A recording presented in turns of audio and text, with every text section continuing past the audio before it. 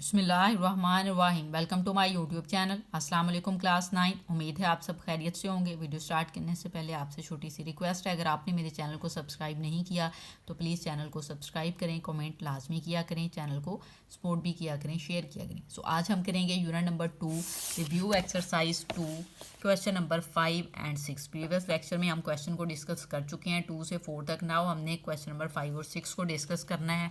So start करते हैं जी। Question number 5 यहाँ पे आपको दिया हुआ है, छोटा सा क्वेश्चन है, दोनों ही क्वेश्चन बहुत इजीली सॉल्व हो जाएंगे। क्वेश्चन नंबर 5 है express each of the following exponential form. अब लोगारिथमिक फॉर्म में आपको वैल्यू दी हुई है, हमने उसको एक्सपोनेंशियल फॉर्म में जो है वो कन्वर्ट करना है। तो एक्सपोनेंशियल फॉर्म में जब आप इसको कन्वर्ट करेंगे तो कोई मसला नहीं है। वही बात जो हम प्रीवियस लेक्चर में डिस्कस हमने की थी क्वेश्चन नंबर 4 में, कि ये लॉग की जो यहाँ पे चीज़ लिखी होती है बेसिकली ये बेस होती है, और ये जो चीज़ होती है ये रिजल्ट होती है। लॉग के साथ अगर ये लिखा जाए और ये इक्वल के दूसरी साइड पे जो होती है ना, ये एक्सपोनेंट काउंट होती है जब लॉग के साथ हो, अदरवाइज तो ये नहीं होती, अदरवाइज ये रिजल्ट होता है। लेकिन आपको जब लॉग से एक्सपोनेंशियल फॉर्म में चले जाएंगे तो यहाँ पे इसको चेंज कर देंगे। बेस है ये वाली, तो ये हमने करना क्या है जी, अब ये वैल्यू आपको दी हुई है, ठीक हो गया। ये क्या है जी, आपके पास उसकी बेस है।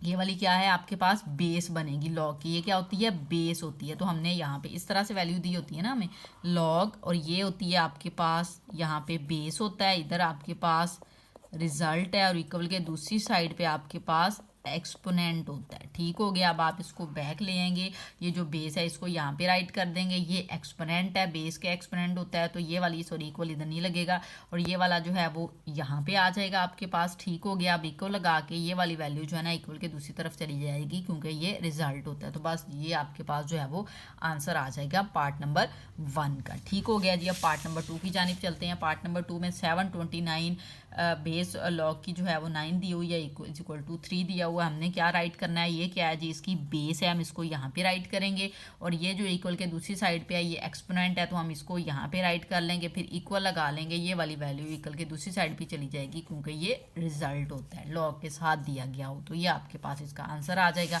अब पार्ट नंबर 3 की जानिब चले जाते हैं जी। पार्ट नंबर 3 देख लें जी।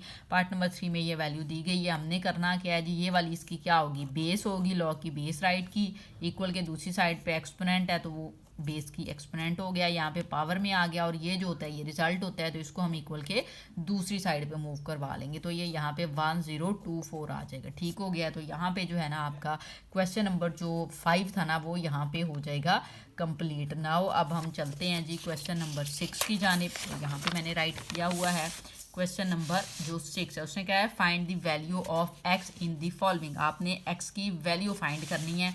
तो हमने करना क्या है जी, यहाँ पे आप एक चीज़ देखें, ये तो डेसिमल है। सबसे पहले हम डेसिमल को जो है ना वो रिमूव करवा लेते हैं। क्या करेंगे, हम डेसिमल को रिमूव करवाते हैं, फिर हम एक्स की वैल्यू फाइंड कर सकते हैं। तो हमने डेसिमल को जब रिमूव करवाना है तो हम ये कर सकते हैं, तो हम इसको 5/10 राइट कर सकते हैं ना। ठीक है, ये पॉइंट की जगह 1 आ गया, ये 0 आ गया, और यहाँ पे आपने वैल्यू ऐसे ही रहने देनी है, log 9 और x ये आ गया आपके पास। इसकी आप कटिंग कर सकते हैं, 5 1 टाइम 5, 5 2 टाइम 10। सो अब यहाँ पे फाइनल वैल्यू जो आपके पास बनी है log 9x is equal to 1/2 बन गई है। ठीक हो गया जी। अब हमने करना क्या है, अब हमें नेक्स्ट काम पता है, हम लॉग को रिमूव करेंगे, इसको जो है ना वो वैल्यू जो है ना इसको अब हम सॉल्व कर लेंगे। ठीक हो गया जी। हमने क्या करना है जी, इसको सॉल्व करना है, एक्सपोनेंशियल फॉर्म में हम इसको लेके आएंगे, देन फिर हम इसको सॉल्व करेंगे कि एक्स कहाँ पे है। एक्सपोनेंशियल फॉर्म में लेके आएंगे तो ये वैल्यू इसकी बेस है, और ये वाला एक्सपोनेंट होता है, और ये वाला रिजल्ट है, तो ऐसे वैल्यू आ जाएगी। अब जब आप देखेंगे कि एक्स कहाँ पे है, अगर आपके पास एक्स जो है ना वो बेस में दिया हो,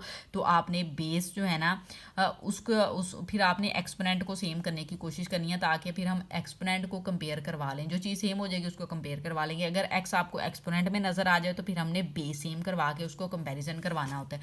अब यहाँ पे अगर आप देखें तो एक्स जो है ना वो बेस में है, इट्स मीन हमें जो है वो एक्सपोनेंट जो वैल्यू है ना वो लेनी पड़ेगी। ठीक हो गया। एक्सपोनेंट को क्या करवाना पड़ेगा, यहाँ पे आप देख लेंगे कि उसको हमें जो है ना ये इज इक्वल टू एक्स। ठीक हो गया, ऐसे ही है, तो हमें ये जो है ना वैल्यू इस तरह से करवानी पड़ेगी। अब देखते हैं जी हम क्या कर सकते हैं। यहाँ पे ये 3 9 1/2 है, हम इसको 3 की पावर 2 लिख सकते हैं, ओके लिख सकते हैं, क्योंकि ये आप इसकी फैक्टराइजेशन करें ना 9 की, तो यहाँ पे देखें 3 2 टाइम थ्री टाइम सॉरी 9 और 3 1 टाइम 3, तो ये वैल्यू 3 की पावर 2 आएगी आपके पास। ठीक है, 3 मल्टीप्लाई बाय 3 किसके इक्वल होता है, 3 स्क्वायर के इक्वल होता है, तो हमने लिख दिया और ये 1/2 राइट कर लिया, इक्वल हमने x लिख दिया। अब यहाँ से ये 2 इस 2 के साथ कैंसिल आउट हो जाएगा, 3 की पावर 1 आ जाएगी और 3 की पावर 1 3 होती है। अभी ये x का आंसर डायरेक्ट आपके पास आ गया, तो x = 3 राइट कर लेंगे, कंपेरिजन हमें नहीं करना पड़ा। इसी तरह से जो है ना हमारे पास आंसर आ चुका है। ठीक हो गया जी, पार्ट नंबर 2 की जानिब चलेंगे।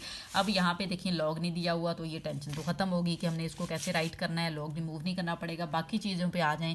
अब आपको x एक्सपोनेंट में नज़र आ रहा है, जब आपको x एक्सपोनेंट में नज़र आए तो आपने बेस सेम करने की कोशिश करनी है। तो बेस सेम इस तरह से कर सकते हैं, ये जो 27 है और 9 है, इसकी फैक्टराइजेशन अगर आप करें तो ये 3 की पावर जो है ना आपके पास 3 बनेगा।